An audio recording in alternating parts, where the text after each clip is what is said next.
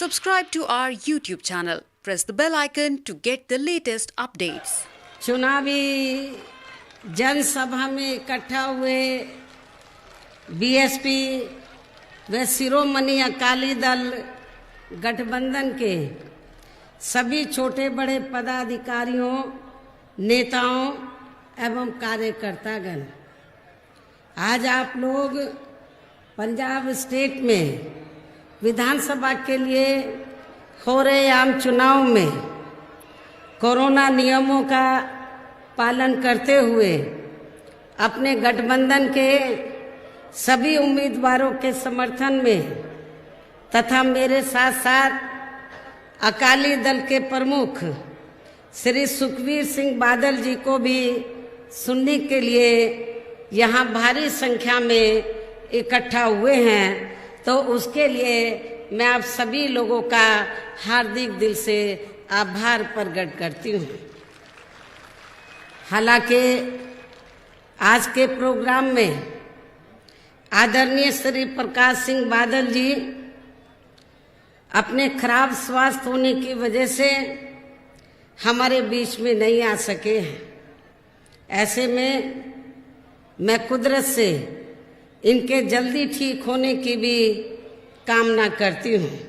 साथ ही मैं उनका पूरा आदर सम्मान भी करती हूँ, जिन्होंने पंजाब स्टेट की कई बार सत्ता प्राप्त करके यहाँ की जनता को अपनी अपार सेवाएं भी दी हैं तथा इनका पूरा आशीर्वाद इनके अपने बेटे श्री सुखबीर सिंह बादल जी को प्राप्त है। साथ ही इस चुनाव में श्रीमती हरसिमरत कौर बादल भी पूरे जी जान से अपने इस बने गठबंधन को कामयाब बनाने में लगी है। उनकी मैं आभारी हूँ। लेकिन यहाँ मैं श्री प्रकाश सिंह बादल जी के बारे में एक बात जरूर कहना चाहूँगी। आप लोगों को ये मालूम है कि उन्होंने पंजाब स्टेट की मुख्यमंत्री के हैसियत से कई बार सेवा की है और उम्र भी काफ़ी हो गई है, लेकिन सेवा का जो जज्बा है वो उनके जहन से नहीं निकला है। इस उम्र में भी वो विधानसभा का आम चुनाव लड़कर तो फिर से जनता की वो सेवा करना चाहते हैं।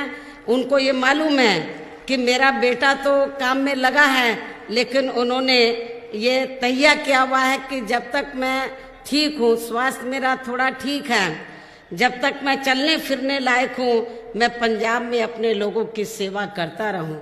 यही कारण है कि उन्होंने तो पंजाब में जो विधानसभा का आम चुनाव हो रहा है, इस चुनाव में उन्होंने खुद भी चुनाव लड़ने का फैसला लिया और जिस सीट से वो चुनाव लड़े हैं, मैं चाहूंगी उस सीट पर गठबंधन के लोग उनको भारी वोटों के अंतर से जरूर जिताएं। ये भी मेरी पुरजोर आप लोगों से अपील है। अब मैं पंजाब स्टेट में विधानसभा के लिए हो रहे आम चुनाव को लेकर कुछ जरूरी बातें आप लोगों के सामने रखूं, लेकिन उससे पहले मैं भारतीय संविधान के मूल निर्माता एवं कमजोर व उपेक्षित वर्गों के मसीहा परम पूज्य बाबा साहब डॉक्टर भीमराव अंबेडकर जी को तथा उनके देहांत के बाद उनकी मूवमेंट को आगे गति देने वाले व यहाँ के पंजाब स्टेट में जन्मे मान्यवर श्री कांशीराम जी को भी पूरे हृदय से नमन करती हूँ, जिन्होंने अपने जीवन में अनेकों कष्ट झेलकर अपनी पूरी जिंदगी इस देश के विशेषकर कमजोर एवं उपेक्षित वर्गों के लोगों को अपने पैरों पर खड़ा करने के लिए समर्पित की है।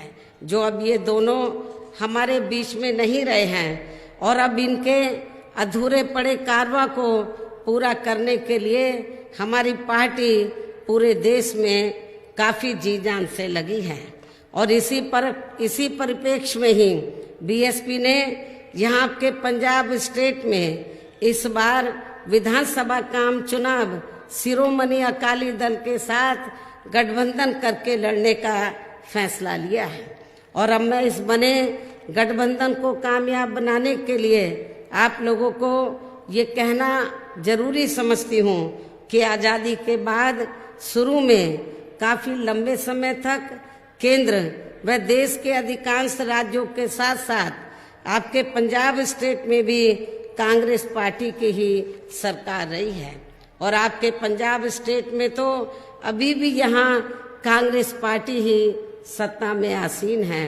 लेकिन कांग्रेस पार्टी की गलत नीतियों एवं गलत कार्य प्रणाली की वजह से ही अब ये पार्टी केंद्र के साथ साथ देश के अधिकांश राज्यों की भी सत्ता से बाहर हो गई है। और अब इस बार मुझे ऐसा लगता है कि इस चुनाव में आपके यहाँ पंजाब स्टेट से भी ये पार्टी जरूर सत्ता से बाहर हो जाएगी, ऐसी मुझे पूरी उम्मीद भी है।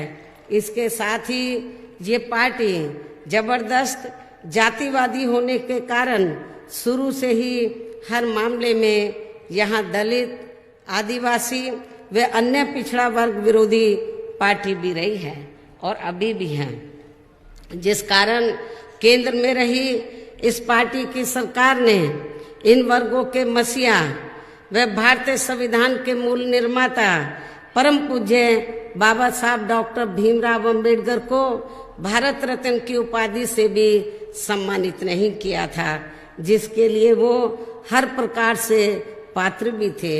इतना ही नहीं बल्कि इनकी मूवमेंट को आगे बढ़ाने वाले अपनी पूरी जिंदगी इनकी मूवमेंट को आगे बढ़ाने के लिए अपनी पूरी जिंदगी समर्पित करने वाले मान्यवर श्री कांशीराम जी के देहांत होने पर केंद्र में उस समय इसी कांग्रेस पार्टी की रही सरकार ने उनके सम्मान में एक दिन के लिए भी राष्ट्रीय शोक घोषित नहीं किया था, तथा न ही इस पार्टी की रही सरकार ने पिछड़े वर्ग की आरक्षण संबंधी मंडल कमीशन की भी रिपोर्ट को लागू किया था, जिसे फिर बीएसपी ने अपने कड़े संघर्ष एवं अथक प्रयासों से केंद्र में रही उस समय श्री बीपी सिंह की सरकार से ही लागू कराया था। साथ ही इसी सरकार में ही श्री बीपी सिंह की सरकार में ही बाबा साहब डॉक्टर भीमराव अंबेडकर को भी भारत रत्न की उपाधि से सम्मानित किया गया था।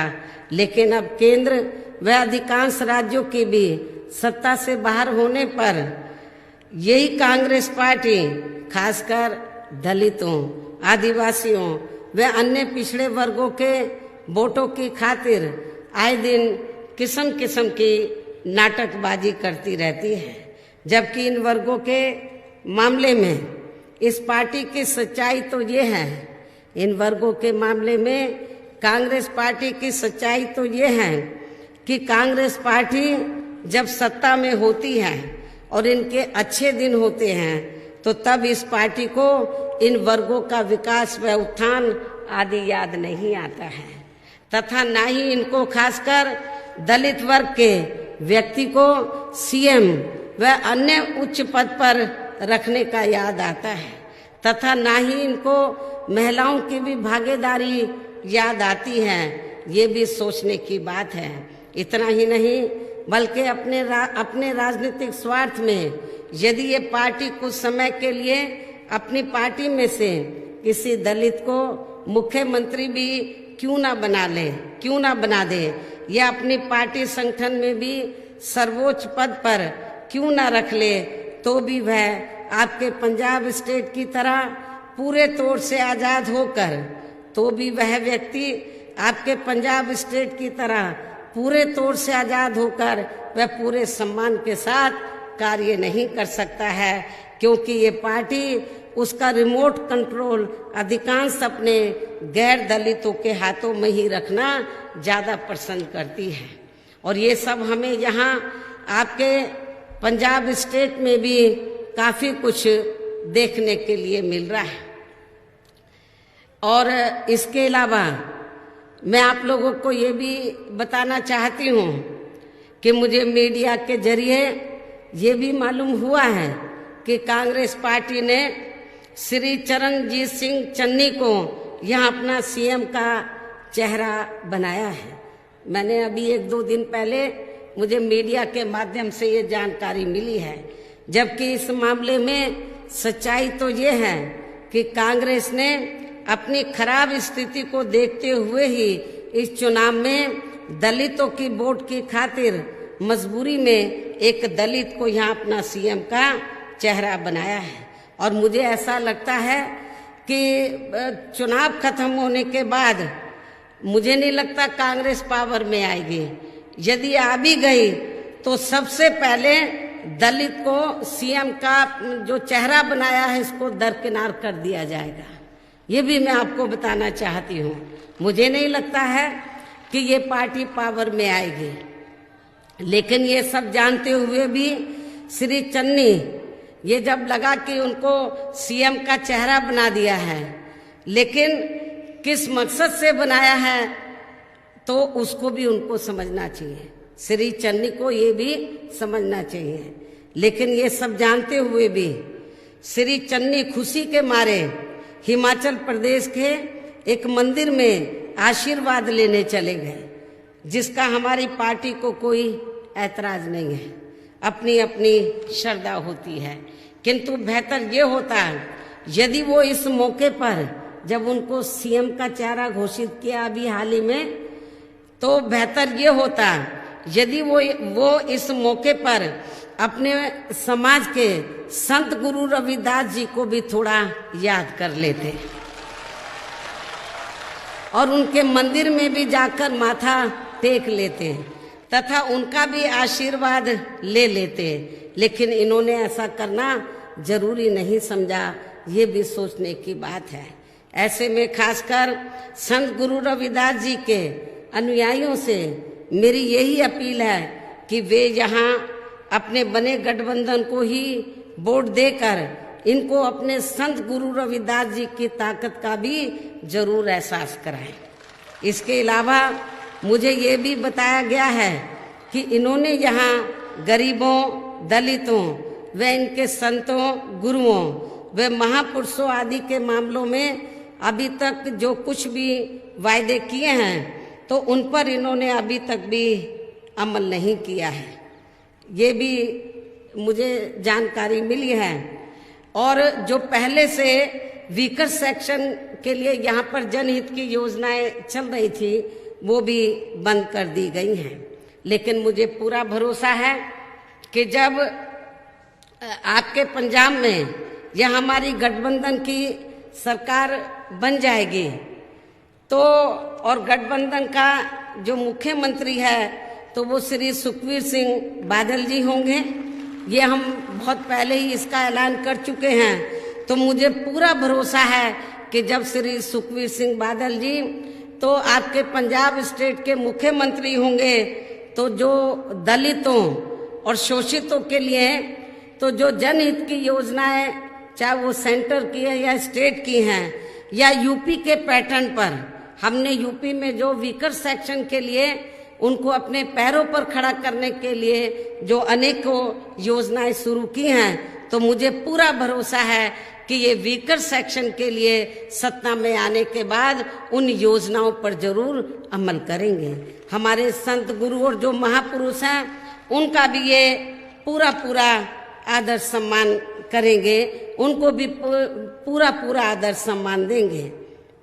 लेकिन मुझे ये बताया गया, मुझे जानकारी मिली कि वीकर सेक्शन के लिए तो जो भी योजनाएं चल रही थी वो यहाँ पर लागू नहीं हुई और खास तौर से दलित मुख्यमंत्री के चलते इनके संतों, गुरुओं, महापुरुषों आदि के मामले में इन्होंने घोषणाएं तो बहुत कर दी लेकिन उन पर इन्होंने अभी तक भी अमल नहीं किया है। ये है पंजाब के दलित मुख्यमंत्री की वास्तविक सोच व कार्यशैली आदि।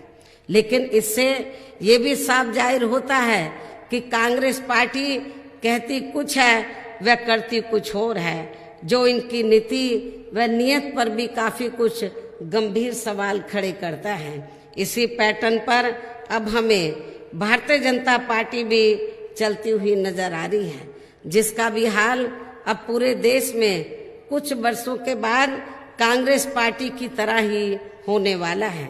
इतना ही नहीं बल्कि बीजेपी की खासकर पूंजीवादी सोच होने के कारण अब पूरे देश के किसान भी इनकी गलत नीतियों से बहुत ज्यादा दुखी व चिंतित भी हैं, जिनको यहाँ के स्टेट में अपने गठबंधन की सरकार बनने पर कतई भी लागू नहीं होने दिया जाएगा। जबकि इसी खास मुद्दे पर यहाँ अकाली दल बीजेपी व इनके एनडीए से अलग हुआ है, ये भी आप लोगों को जानकारी है। इसलिए मुझे पूरा भरोसा है कि सेंटर की जो किसान विरोधी नीतियां हैं, तो जब हमारा गठबंधन पावर में आ जाएगा तो उन किसान विरोधी नीतियों को बिल्कुल भी इम्प्लीमेंट नहीं होने देंगे। इसके अलावा इन दोनों पार्टियों की यानी कि कांग्रेस व बीजेपी की गलत नीतियों व गलत कार्य प्रणाली की वजह से ही आपके पंजाब स्टेट सहित पूरे देश में यहाँ दलितों, आदिवासियों, पिछड़े वर्गों, अकलियतों एवं अन्य उपेक्षित वर्गों का तथा सर्व समाज में से गरीबों, मजदूरों, किसानों, व्यापारियों व अन्य मेहनत कश लोगों का भी सही से विकास एवं उत्थान आदि नहीं हो सका है। और कोरोना महामारी के समय में तो इनकी हालत और भी ज्यादा खराब हो गई है। इतना ही नहीं बल्कि दलितों एवं अन्य पिछड़े वर्गों के लोगों को तो इन्हें परम पूज्य बाबा साहब डॉक्टर भीमराव अंबेडकर के कड़े संघर्ष एवं अथक प्रयासों से भारतीय संविधान के तहत आरक्षण व अन्य और जो भी सुविधाएं एवं अधिकार आदि मिले हैं, तो उन्हें अब यहाँ शुरू से ही इन वर्गों के प्रति हीन व जातिवादी मानसिकता रखने वाली अधिकांश विरोधी पार्टियों की सरकारें प्रभावहीन बनाने में तथा उन्हें धीरे धीरे खत्म करने की भी पूरी कोशिश में लगी हुई हैं, जिसके तहत ही केंद्र व राज्यों की भी सरकारी नौकरियों में इनका आरक्षण का कोटा पूरा नहीं किया जाता है। पदोन्नति में आरक्षण को तो इन्होंने कोर्ट की आड़ में काफी हद तक खत्म कर दिया है। इसके साथ ही अब तो इन सभी वर्गों के लोगों को प्राइवेट सेक्टर में आरक्षण दिए जाने की व्यवस्था किए बिना ही केंद्र व राज्यों में भी ज्यादातर सरकारी कार्य यहाँ प्राइवेट सेक्टर के जरिए ही देश के अधिकांश बड़े बड़े पूंजीपतियों व धन्ना सेठों को ही दिए जा रहे हैं, जिसके कारण अब इन वर्गों को आरक्षण का बहुत कम लाभ ही मिल पा रहा है। और इससे पूरे देश में दलितों व आदिवासियों के साथ साथ पिछड़े वर्गों को भी काफी नुकसान हो रहा है। इसके अलावा इन वर्गों को जुल्म जाति से निजात दिलाने के लिए जो भी नियम व कानून आदि बने हैं, तो उन पर भी केंद्र व अधिकांश राज्यों की सरकारें सही से अमल नहीं कर पा रही हैं, जिससे इन पर उत्पीड़न करने वाले लोगों का मनोबल आए दिन और भी ज्यादा बढ़ रहा है। और ये सब हमें यहाँ आपके पंजाब प्रदेश में भी काफी कुछ देखने के लिए मिल रहा है। इसी प्रकार हमें पूरे देश में धार्मिक अल्पसंख्यक समाज के लोगों की भी हालत कोई खास अच्छी नजर नहीं आती है। सच्चर कमेटी की रिपोर्ट में भी इसका काफी कुछ खुलासा किया गया है। इनके साथ साथ पूरे देश में आपके पंजाब प्रदेश सहित पूरे देश में अपर कास्ट समाज में से विशेषकर गरीब एवं बेरोजगार लोग भी काफी ज्यादा दुखी हैं। किंतु इन सभी समस्याओं का मुख्य कारण हमारी पार्टी केंद्र व राज्यों में भी यहाँ के पंजाब स्टेट में भी अब तक रही अधिकांश सरकारों की जातिवादी, पूंजीवादी व संकीर्ण मानसिकता के तहत बनाई गई उनकी गलत नीतियों व गलत कार्य प्रणाली को ही काफी हद तक जिम्मेवार मानकर चलती है। इसके साथ ही इनकी आर्थिक नीतियों की वजह से ही अभी भी यहाँ आपके पंजाब स्टेट सहित पूरे देश में गरीबी, बेरोजगारी एवं महंगाई आदि काफी ज्यादा बढ़ी है। इतना ही नहीं बल्कि पिछले कुछ वर्षों से पूरे देश में व यहाँ के पंजाब स्टेट में भी हर स्तर पर भ्रष्टाचार भी काफी ज्यादा बढ़ा है। ऐसी स्थिति में अब आपको हर मामले में व हर स्तर पर अपने पंजाब स्टेट की जनता की बेहतरी के लिए या अपने गठबंधन की सर्वजन हिताय व सर्वजन सुखाय की नीतियों पर आधारित सरकार बनाना बहुत जरूरी है। और अपने इस बने गठबंधन की सरकार बनने पर फिर आपको सरकार चलाने के लिए यहाँ काफी अनुभवी, काबिल, मेहनती व हर मामले में सक्षम मुख्यमंत्री मिलेगा। अर्थात फिर श्री सुखबीर सिंह बादल जी को ही यहाँ अपने बने गठबंधन की ओर से आपके पंजाब स्टेट का मुख्यमंत्री बनाया जाएगा। लेकिन इसके लिए अब आप लोगों को इस चुनाव में अपने बने इस गठबंधन को कामयाब बनाना बहुत जरूरी है, जिसके लिए आप लोगों को वोट पड़ने तक यहाँ सभी विरोधी पार्टियों के साम दाम दंड भेद आदि हथकंडों से भी जरूर सावधान रहना है। और इस मामले में आप लोगों को खासकर यहाँ कांग्रेस, भाजपा व आम आदमी पार्टी आदि के इन सभी विरोधी पार्टियों के जारी किए गए उनके हवाई व प्रलोभन भरे चुनावी घोषणा पत्रों आदि के बहकावे में तो कतई नहीं आना है, जिन्हें ये पार्टियां सत्ता में आने के बाद अधिकांश अमल में नहीं लाती हैं। वैसे इस मामले में आप लोगों को ये मालूम है कि हमारी पार्टी कहने में बहुत कम बल्कि कार्य करके दिखाने में ही ज़्यादा विश्वास रखती है। और ऐसा हमने उत्तर प्रदेश में अपनी पार्टी की चारों रही सरकारों में करके भी दिखाया है। इसलिए अब आप लोगों को अपने खुद के व अपने पंजाब स्टेट के भी हित में अपने वोटों को ऐसी पार्टियों को ना देकर केवल यहाँ अपने गठबंधन को ही वोट देना है।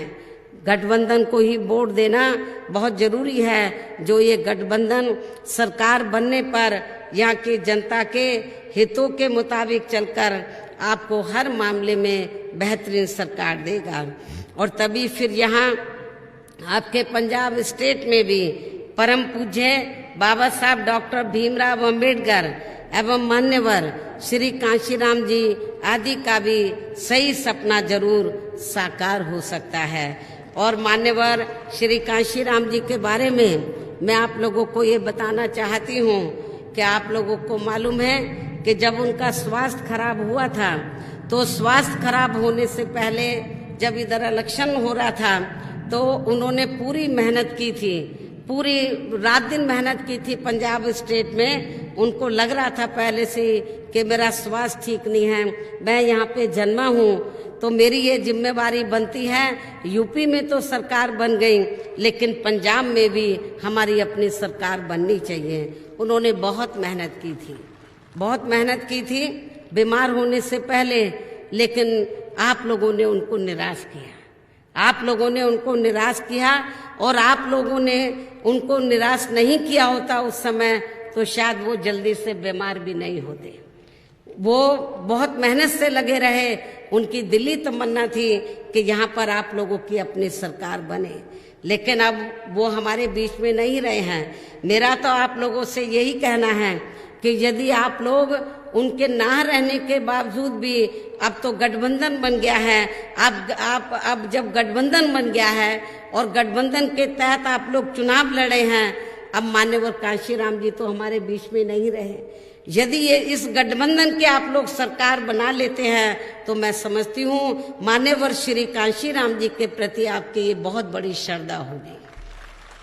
हो सकता है वो आप लोगों को वो अपने अब तो वो हमारे बीच में नहीं रहे, लेकिन मुझे पूरा भरोसा है कि यदि आप लोगों ने यह गठबंधन की सरकार बना ली तो मेरे ख्याल वो जहां भी होंगे, मैं तो अंधविश्वास में विश्वास नहीं रखती हूँ, लेकिन उनको अच्छा जरूर लगेगा।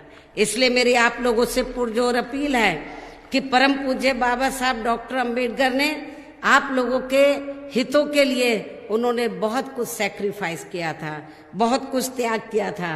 खास तौर से मैं दलितों को, पढ़े लिखे कर्मचारियों को ये बताना चाहती हूँ कि बाबा साहब डॉक्टर अंबेडकर आज़ादी के बाद जब केंद्र में पहली सरकार बनी भारतीय संविधान के मुताबिक, बाबा साहब डॉक्टर अंबेडकर लॉ मिनिस्टर बने, तो बाबा साहब डॉक्टर अंबेडकर ये चाहते थे कि पिछड़े वर्ग को आरक्षण की सुविधा मिले और SC ST को जो आरक्षण की सुविधा दी है उसका पूरा लाभ मिले।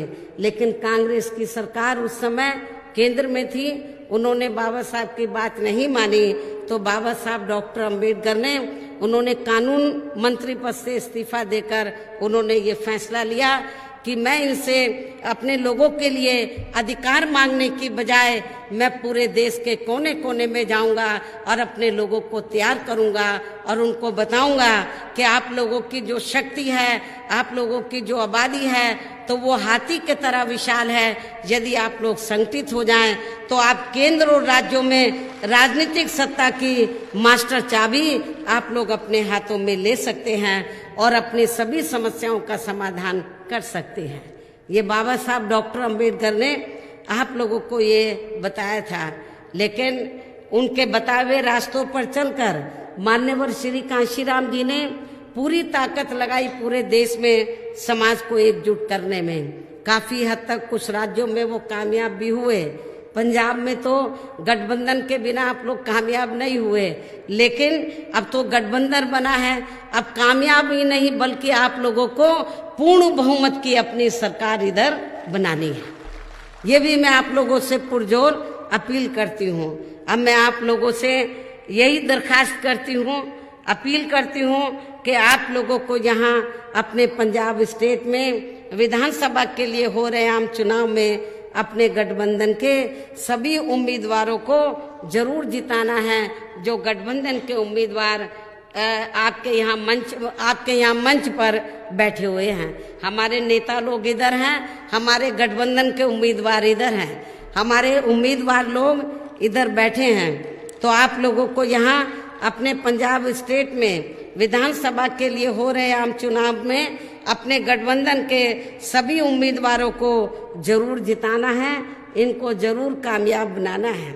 और इसके लिए आप लोगों को BSP के उम्मीदवारों को गठबंधन के तहत जो BSP के उम्मीदवार चुनाव लड़े हैं, तो इसके लिए आप लोगों को BSP के उम्मीदवारों को पार्टी के BSP के हाथी चुनाव चिन्ह के सामने वाले बटन को दबाकर तथा शिरोमणि अकाली दल के उम्मीदवारों को पार्टी के तराजू अर्थात तगड़ी चुनाव चिन्ह के सामने वाले बटन को दबाकर इन्हें भी भारी वोटों के अंतर से जरूर जिताना है। आप लोगों को एक गठबंधन का एक अच्छा आप लोगों को परिचय देना है। खास तौर से BSP के लोगों को आप लोगों को ये नहीं सोचना है कि ये शिरोमणि अकाली दल के उम्मीदवार हैं, ये BSP के हैं। आप लोगों को ये मान के चलना है ये गठबंधन के उम्मीदवार हैं। जहां जहां भी शिरोमणि अकाली दल के उम्मीदवार खड़े हैं तो BSP के लोगों को उनको जिताने के लिए पूरी ताकत लगानी है। जहां BSP के उम्मीदवार खड़े हैं वह अकाली दल को जिताने के लिए पूरी ताकत लगानी है। तो मुझे पूरा भरोसा है यदि आप लोग BSP और अकाली दल के उम्मीदवारों को एक मानकर चलेंगे और उनको पूरे जी जान से जिताने में लग जाएंगे तो फिर पंजाब में आप लोगों को कामयाबी जरूर मिलेगी। अधिकांश सीटों पर आपके गठबंधन के उम्मीदवार जरूर कामयाब होंगे और यहाँ अपने बने इस गठबंधन की पूर्ण बहुमत की सरकार जरूर बनेगी। तभी फिर आपके पंजाब स्टेट में अमन चैन का वातावरण पैदा होने के साथ साथ यहाँ सभी वर्गों व धर्मों एवं विभिन्न क्षेत्रों में लगे लोगों का भी सही से विकास व उत्थान आदि हो सकता है। इसके साथ ही यहाँ की जो भी गंभीर समस्याएं हैं और उनमें से खासकर बेरोजगार नौजवानों को रोजगार देने की जो ये अति विकट यहाँ समस्याएं हैं तो उसका भी काफी हद तक जरूर समाधान किया जा सकता है। आप लोगों को जो कुछ नई नई पार्टियां इधर पंजाब में आई हैं, कांग्रेस तो कहती कुछ है करती कुछ और है। यही BJP का हाल है। BJP भी अब कांग्रेस के पद चिन्हों पर चल रही है और आम आदमी पार्टी का तो आप लोगों ने दिल्ली में बुरा हाल देखा है, खास तौर से कोरोना काल के दौरान जब वहां पर कोरोना पीक पर था और यूपी के लोग और बिहार के लोग जब मुश्किल में थे तो उनको वहां पर रोक कर, उनको ठहरा कर उनकी व्यवस्था करने की बजाय उनको कहा कि आप बिहार और उत्तराखंड चले जाओ, उत्तर प्रदेश में चले जाओ। उनको भेजने का काम किया उनकी मदद करने की बजाय। इसलिए आम आदमी पार्टी का मुखिया इधर आकर जो बड़े बड़े वायदे कर रहा है, बड़े बड़े आश्वासन दे रहा है, तो आप दिल्ली में तो जाकर देखो कितनी बिजली उन्होंने माफ की हुई है, कितनी सस्ती बिजली मिल रही है, कितने मोहल्लों में हॉस्पिटल चल रहे हैं। आप जमीनी हकीकत में जाकर देखो तो कुछ नहीं हो रहा है। ये कांग्रेस की जो कमियां रही हैं उसका उसने फायदा उठाया, कांग्रेस और बीजेपी का दिल्ली में। तो मेरा आप लोगों को यही कहना है कि यहाँ पर तो आप लोगों को कांग्रेस बीजेपी के चक्कर में ना पड़कर, कांग्रेस ने कुछ नहीं किया, बीजेपी ने, लेकिन आपको इसके कुछ नहीं किया। लेकिन अब आप लोगों को अपना गठबंधन, जिसकी आप उम्मीद करते हैं, गठबंधन जिन कार्यों की उम्मीद करते हैं, आपका गठबंधन ये सब कार्य करके दिखाएगा। आपके पंजाब स्टेट की सबसे बड़ी समस्या है कि यहाँ पर बेरोजगारी बहुत फैली है। तो बेरोजगार नौजवानों को हमारा पूरा प्रयास होगा, हम कुछ तौर तरीके निकालेंगे कि बेरोजगार लोगों को इधर रोजगार मिले। और उत्तर प्रदेश के पैटर्न पर हम प्रयास करेंगे। श्री सुखबीर सिंह बादल जी से हम बात करेंगे, इनसे जब गवर्नमेंट बन जाएगी, जैसे हमने वहां पर वीकर सेक्शन के लिए, खास तौर से गरीबों के लिए जो विभिन्न हमने योजनाएं बनाई थी, उनमें से कुछ योजनाओं को पंजाब स्टेट की आर्थिक स्थिति को ध्यान में रखकर, तो उन योजनाओं को ये जरूर इम्प्लीमेंट करें, जिससे दबे कुचले लोगों का जरूर फायदा होगा, इनको जरूर आगे बढ़ने का मौका मिलेगा। हालांकि मुझे मालूम है कि जब ये गठबंधन नहीं हुआ था, अकाली दल अलग था, बीएसपी अलग थी, तो यूपी में जब सरकार बनी तो यहाँ पर बड़ा प्रचार था, बीएसपी के बारे में गलत प्रचार था कि बीएसपी की सरकार तो किसानों की जमीन लेकर दलितों को दे रही है। ये बड़ा गलत प्रचार था। जबकि मैं पंजाब के लोगों को ये बताना चाहती हूँ कि उत्तर प्रदेश में 4 बार मेरे नेतृत्व में सरकार बनी, लेकिन हमारी पार्टी की सरकार ने किसी भी किसान भाई की 1 इंच भी जमीन छीनकर हमने दलितों के बीच में नहीं बांटी थी, बल्कि उत्तर प्रदेश सरकार के पास जो सरकारी जमीन खाली पड़ी थी उसके 2-2, 3-3 एकड़ के पट्टे काटकर हमने उत्तर प्रदेश में गरीब, भूमिहीन व वीकर सेक्शन के लोगों को खेती करने के लिए फ्री दी थी। तो इसलिए मैं आप लोगों को बताना चाहती हूँ कि बोर्ड पढ़ने से पहले बहुत सी अफवाहें फैलाई जाएंगी यूपी गवर्नमेंट को लेकर, आप लोगों को गुमराह नहीं होना है। हमने अपनी गवर्नमेंट में तो वीकर सेक्शन ही नहीं, अपर कास्ट समाज के जो गरीब लोग हैं, विभिन्न धर्मों, विभिन्न क्षेत्रों में लगे लोगों के हितों का पूरा ध्यान रखा, बेरोजगार लोगों को रोजगार दिया। और इतना ही नहीं, जो सरकारी ठेके थे उसमें हमने SC/ST के लिए रिजर्वेशन दिया। ये पहली बार पूरे देश के अंदर ये व्यवस्था यूपी सरकार ने की। बाद में फिर सपा सरकार ने खत्म कर दिया और बीजेपी ने खत्म कर दिया, क्योंकि जब आपका वो रिजर्वेशन पूरा नहीं कर रहे हैं समय से, तो वो बाकी जगह आपको रिजर्वेशन क्यों देंगे। तो इसलिए आप लोगों को अपने पैरों पर खड़ा होकर ये गठबंधन की सरकार बनाकर, क्योंकि संगति का भी असर पड़ता है। ये जब गठबंधन बना बीएसपी और शिरोमणि अकाली दल का, तो बीएसपी का जो संगति है उसका जो असर है अकाली दल गठबंधन पर जरूर पड़ेगा। और अकाली ये गठबंधन की सरकार बनकर तो आप लोगों की जो ये दिली तमन्ना है कि उत्तर प्रदेश की तरह यहाँ आप लोगों को जिंदगी के हर पहलू में आगे बढ़ने का मौका मिले, तो मुझे पूरा भरोसा है कि श्री सुखबीर सिंह बादल जी आपकी इस इच्छा को जरूर पूरा करेंगे। ये मैं आप लोगों को उनकी तरफ से विश्वास दिलाना चाहती हूँ।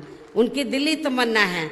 आप लोगों को मालूम होगा पूरे पंजाब में जब ये घूम रहे हैं, चुनावी जनसभाएं ले रहे हैं गठबंधन की, तो जगह जगह ये वीकर सेक्शन के बारे में बोलते हैं कि हमारी गठबंधन की सरकार बन जाएगी तो हम ये कार्य करेंगे। कार्य बताते हैं आप लोगों को, आपके संतों गुरुओं महापुरुषों को पूरा आदर सम्मान दिया जाएगा। तो मुझे पूरा भरोसा है कि आप लोगों को इनके पर यकीन करके इस गठबंधन को कामयाब जरूर बनाएं। और मैंने जैसे कि आपको बताया कि यहाँ पर बेरोजगारी बहुत ज्यादा है, तो बेरोजगारी को दूर करने के लिए यहाँ की पंजाब स्टेट की उस समय की आर्थिक स्थिति देखी जाएगी कैसी है। आर्थिक स्थिति को ध्यान में रखकर बेरोजगार लोगों को रोजगार देने के लिए जरूरी कदम उठाए जाएंगे। और ये आपके पंजाब स्टेट की विकट समस्या है।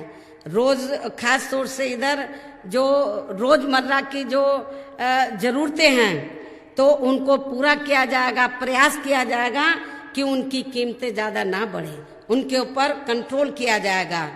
तो इस विश्वास के साथ ही अब मैं पुनः अपने गठबंधन के सभी उम्मीदवारों को जिताने की पुरजोर अपील करते हुए आप लोगों से यही उम्मीद करती हूँ, जिस प्रकार से सन 1996 के लोकसभा चुनाव में इस बने गठबंधन ने उस समय पंजाब में 13 में से 11 सीटें जीतकर कांग्रेस पार्टी का लगभग सफाया कर दिया था, तो ठीक उसी प्रकार से इस बार हो रहे विधानसभा चुनाव में भी आपको फिर से ये इतिहास जरूर दोहराना है।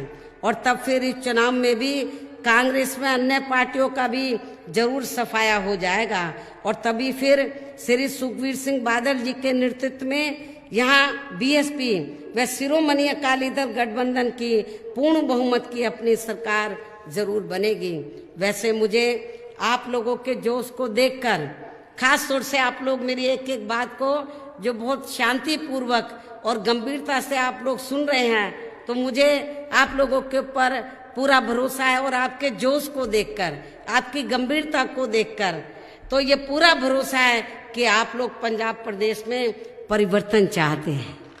आप लोग परिवर्तन चाहते हैं और परिवर्तन आप लोगों के हाथ में, गठबंधन के हाथ में है। परिवर्तन आप लोगों के हाथ में है, गठबंधन के हाथ में है। और यदि गठबंधन ने अपनी जिम्मेवारी को ईमानदारी निष्ठा से निभा लिया और गठबंधन के उम्मीदवारों को एक एक वोट अपना आप लोगों ने दे दिया, तो मुझे पूरा यकीन है कि आप लोगों की ये ख्वाहिश जरूर पूरी होगी। और अंत में मैं यही कहना चाहती हूँ, आज आप लोग ये तैयार करके जाएंगे कि हर पोलिंग बूथ को जिताना है और गठबंधन को सत्ता में लाना है। हर पोलिंग बूथ को जिताना है, गठबंधन को सत्ता में लाना है। तो इस उम्मीद के साथ ही अब मैं अपनी बात यही समाप्त करती हूँ। जय भीम, जय भारत।